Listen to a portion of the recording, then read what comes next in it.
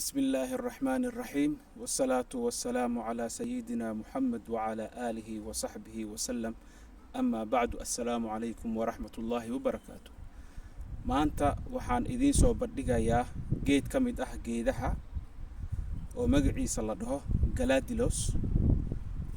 wuxuu leeyahay ubaxan aadka u qurux badan.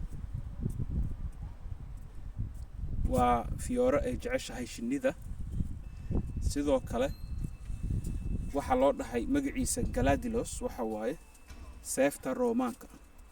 seefta Roomaanka siday u samaysan tahay uu u samaysan yahay caleentiisa. waana geed aad iyo aad u qurux badan. marka ninka sameeyay beertan aan la sheekaystay wuxuu dhahay sanadkii 25 cisho bas uu fiyoorahan soo baxaa. wuxuuna leeyahay kalaro fara badan. hadda kalarkaad u jeedaan waa kalar orange oo daakin ah, laakiin sidoo kale waxaa la helaa kalar cadaan ah, kalar buluug ah, kalar jaalle ah. waa fiyoore aad u qurux badan. isticmaalka fiyoorahan waxaa ka mid ah waqtiyada aroosyada in la isticmaalo, xafladaha caleemasaarka. waa geed aad u qurux badan. meeshaan sida aan u jeedo hal kalar bas uu leeyahay, kalaro fara badan meeshaan ma laha. waa weydii wuxuu dhahay siidkii aan helay baa sidaa noqday. marka siidkan haddii la soo qaado waxay noqonaysaa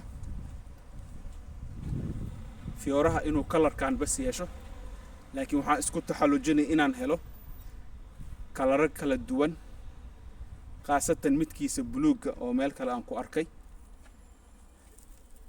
waa fiyoore aad u qurux badan una baahan runtii Soomaaliya in lagu beero, sababtoo wuxuu ka mid yahay fiyoorayaasha ugu qaalisan adduunka. uu ka mid yahay walow uu caraf lahayn, laakiin fiyoorihiisa waxaa loo isticmaalaa xafladaha. marka wassalaamu calaykum waraxmatullaahi wabarakaatuh.